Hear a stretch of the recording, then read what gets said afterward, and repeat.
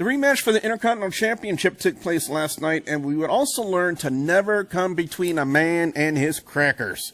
It's time for WGS-TV Review Smackdown Live for the week of September 20th, 2016. Hey YouTube, are you ready for your hot tag? Because VR is definitely time to work. Hey everybody, we're the Bayou Boys. I'm Boudreaux. And I'm Thibodeau. And there's three things that we love doing: eating boudin, eating crawfish, and watching WGS-TV.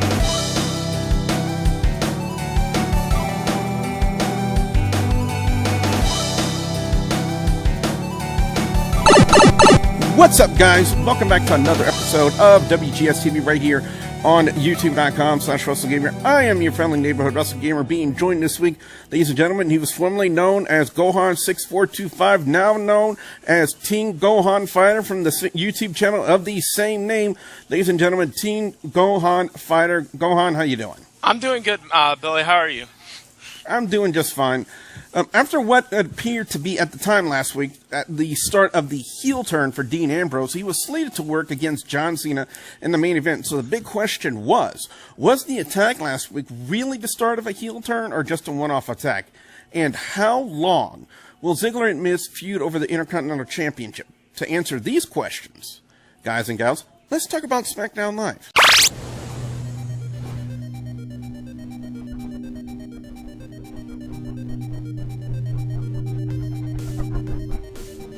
SmackDown Live would open up this week with the SmackDown Women's Championship contract signing between Becky Lynch and Alexa Bliss. And Gohan, when you look at the gist of the entire segment, this was to start the rivalry over the championship, and to me, it got off to a good start. It was really interesting that this started off the show, but it definitely needed, because the SmackDown Women's title, I guess, it needs to, because this is like the first, actual title defense since we crowned a champion. So they needed to really build up this feud.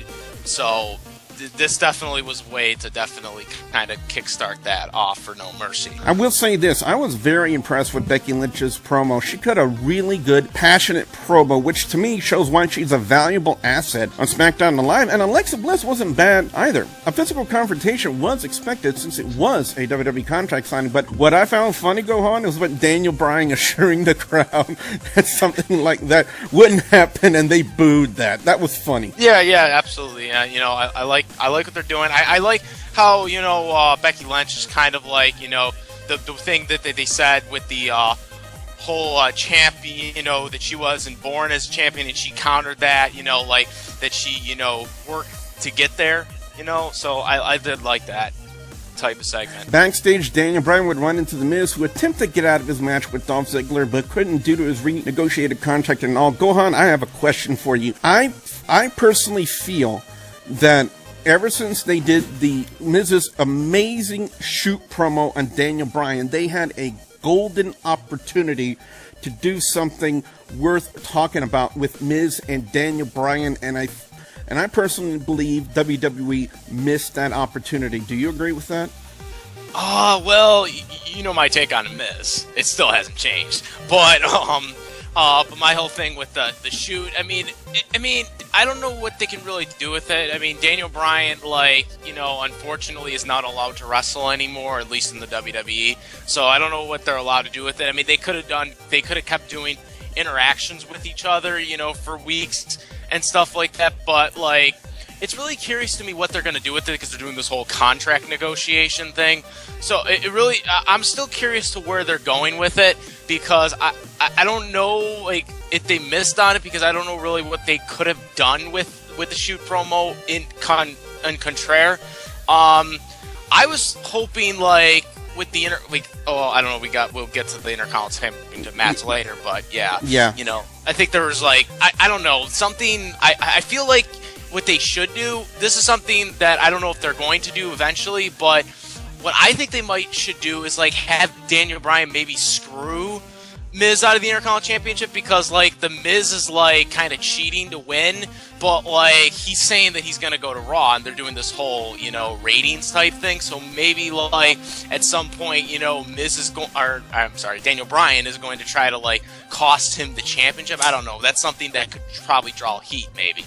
You know what I'm saying? Something like that. Up next was the newly turned heels, the Usos, taking on American Alpha, with the winners to go to No Mercy to face Heath Slater and Rhino for the SmackDown Tag Team titles. Ever since American Alpha debuted on SmackDown Live, they've been on fire, and one could consider them the most popular tag team on SmackDown Live, aside from the tag team champions themselves. The majority of the match, however, was centered around Chad Gable's injured knee, which became the major hindrance for them in this match, even to the point where Jason Jordan was going for the hot tag in the match, but noticed that Gable was too injured to continue. The finish of the match was Uso hitting the Samoan splash on Jordan to pick up the win. Gohan, your thoughts on the heel turn of the Usos? Was this the right move for WWE to do on the SmackDown Live tag team roster? Because one thing we said on a live stream that I do now, it's called Sports Entertainment Tonight, we really couldn't name before the heel turn who the top heel tag team was on SmackDown Live. So we personally believed that the Usos needed to be turned to be that top heel tag team. Yeah, it's definitely different with the Usos because they've been baby faces for a while, but I definitely think the Usos could be successful heels over, if they do it right. But like right now, it just feels like they're just like right now the same characters, just as bad guys now. But we'll see as what they do. But one of my questions is one of the Alpha guy, is he actually like hurt, or was that like a kayfabe type thing? Kayfabe. It was kayfabe? Okay, yeah. So then that makes more sense on why they went with the way they did with the tournament. Because a lot of people thought the American Alphas were going to win the titles right off the bat, and I was skeptical about them winning the titles right off the bat would be a good thing, but I think this will be better moving forward, for them to, when they do eventually win them, this will actually be better, a move for them as they're, doing the feud with the Usos, obviously. So, yeah, I think, I thought it was overall good selling, good match. Good match for that. Backstage, Heath Slater was up to his usual comedic antics with Rhino by trying to copy the Usos' face chant with Rhino until the new number one contenders would appear to confront them, and Rhino, Gohan, would say the funniest line I've ever heard him say: "Don't touch my crackers, man." I mean, yes, it was funny. It's funny / face palming at the exact same time, because Rhino. Just imagine this. I mean, Rhino is a couple months away of possibly being a House of Representative and the tag team champion if he's the champion still by that point. So, I mean, just think about that now. Yeah. Up next was Baron Corbin taking on Apollo Cruz with Jack Swagger on commentary, and man, did Cruz ever get slighted in this one. Now, I get why they're doing what they're doing here. WWE's building an angle between Corbin and Swagger, but to basically snuff out someone as talented as Apollo Cruz just seems wrong. The matchup could have been a little bit more competitive, like the match they had on NXT, and still have Corbin come out on top, which wouldn't have made Cruz basically look like a chump. But that's how WWE played it out last night. Now, do I agree with the move? No, but Gohan, I do understand why they did it the way they did. I don't know. With Apollo Crews, I think he's definitely talented. I think the Apollo Crews, not Apollo Crews, I mean, kind of weird names, but Daniel Bryan will never let Daniel Bryan live that down. You know what the funny thing about that all is too? When he made his debut, that's what I always like, because he reminds me, because that name reminds me of it too. And then Daniel Bryan said it, and I was like, oh my god. This is hilarious. But yeah, I think he's talented, and we'll see what happens with him. I think they should have put the Intercontinental Championship on him on SummerSlam. Obviously, they didn't do that, but I think he definitely has a good thing going, and hopefully they do something with him, because I really think that there's more to offer with him. And you said it right there. WWE right now just doesn't know what to do with Apollo Crews. Yeah. But however, we do know that they're building an angle now between Corbin and Swagger, especially after the match. Yeah. The face-off confrontation. He's not on Raw anymore? He's on SmackDown. It's weird. It's weird because they just didn't. He was drafted to Raw, right? In a sentimental draft? Yes.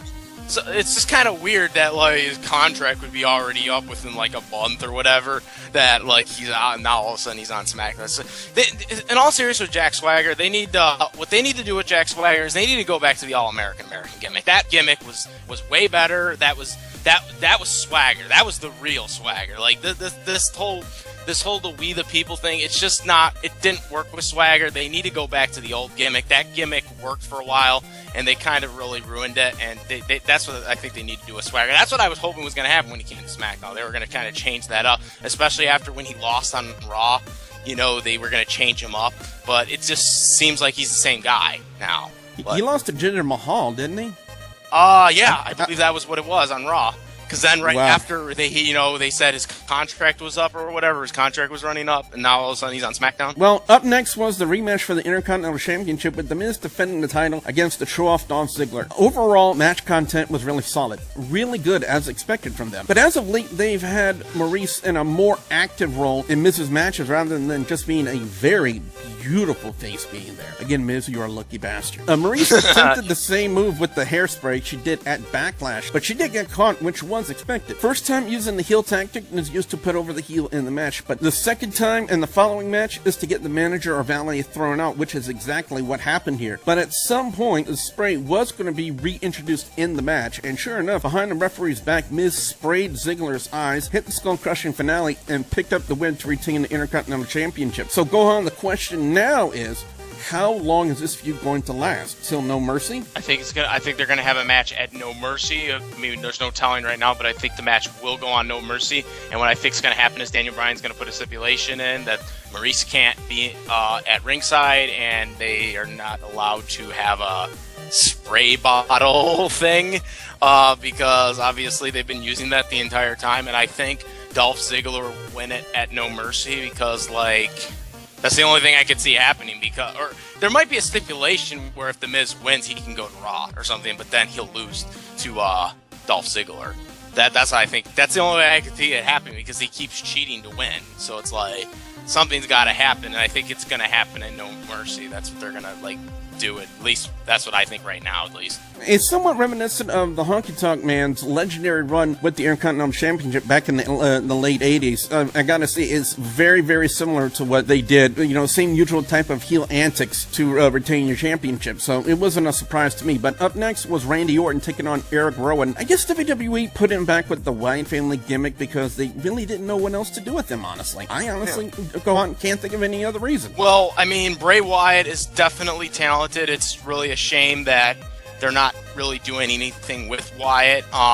Erick Rowan didn't expect. I mean, I pretty much, the moment he was drafted to SmackDown, I knew he was going to still be with Bray Wyatt. But it's just really sad that they really don't have anything for Bray Wyatt, because Bray Wyatt, you know, he's really good. Definitely long better than his days as Husky Harris. But he's definitely really good right now.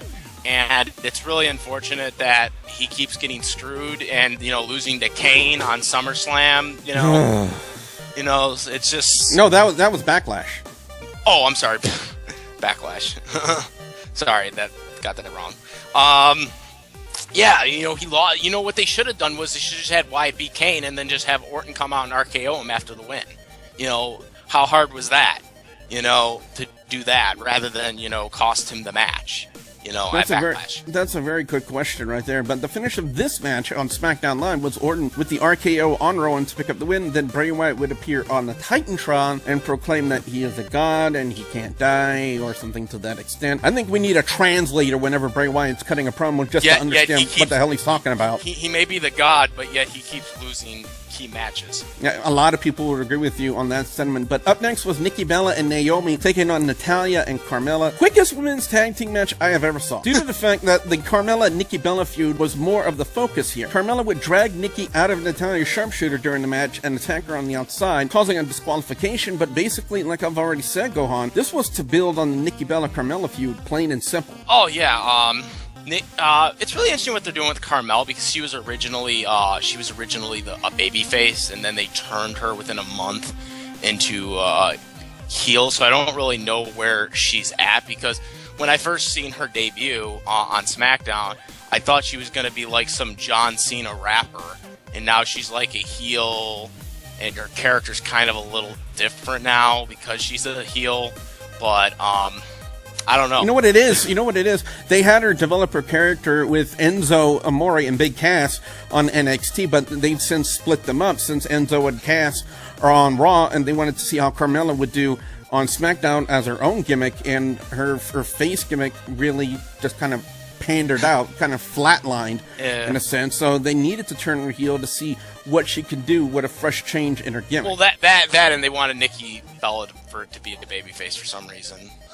That still surprises me to this day. Nikki Bella comes back and she's instantly face, just like that. Yeah. She was on the heel team at SummerSlam, and now she's just instantly bam. Well, I face. mean, she was replacing Eva Marie, which we haven't seen. Thank God. Eva Marie. I hate Eva Marie with a passion. I think I hate her more than I hate Brock Lesnar. But anyway, that's for another day and another time. He probably will be like, got more chances and opportunities than she probably should have. Let's just hope that's it for her. Next was the main event with John Cena taking on Dean Ambrose. Ambrose's attack on Cena last week left a lot of us wondering if that would have been the catalyst to the heel turn and the much-needed change in Ambrose's rather dry gimmick, but looking at the match last night, that wasn't the case. Despite the negative reaction he got last week from the attack, he received a positive pop from the crowd last night and really didn't work the match in a heelish way, just his usual lunatic fringe way. I did like the sunset flip pin finish because it surprised everybody and caught everyone off guard. AJ Styles attacking both of them, however, after the match really wasn't that much of a shocker. But the attack was used to set up the championship rematch next week with Styles and Ambrose, and the show would close out with Ambrose hitting dirty deeds on Styles. So, go on. My question to you is, I believe Ambrose desperately needs a change in his gimmick because the lunatic fringe now is just drawn out and it's not working for him anymore. He absolutely does need something changed to his character. Not completely. I don't think he needs to completely change his character. I just think they needed, like, maybe turn him heel, like you're saying, like kind of like they did with CM Punk. That they need to do something like that. And this is also brings me up to my points on why he should have kept the title at Backlash. I think they should have done a double turn where Dean Ambrose, because I mean, in my personal opinion, this is just me. Dean Ambrose, I think, had heel signs in SummerSlam when he took on Dolph Ziggler, when he was, doing the stuff with the referee, shaking the hands and stuff like that. So I've seen it for a while now, and they just haven't done anything with it. And I don't think it would have hurt AJ Styles' momentum if Dean Ambrose cheated to win and keep his title a little longer.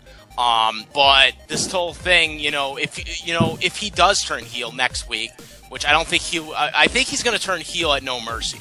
I think that's what's going to happen because that's the only thing I could see right now with this because I'm glad he beat Cena, but you got to do something to kind of mold this, this turn or something. Something's got to turn with Dean Ambrose to make him, there because the fans are not getting really that much behind him anymore, which is unfortunate because I'm a big Dean Ambrose fan, and that's really what's unfortunate about it is because when he was drafted on SmackDown, there was a big pop, everyone loved him, and now it's just slowly dragged down because WWE's really not doing anything right now with him. So if he turns heel, he could, and I think Dean Ambrose can be a great heel, and have AJ be the face. Have AJ Styles turn face. It's not going to hurt his momentum because everyone loves AJ Styles. He's going to rebound. He already beat John Cena in the strongest possible way you can,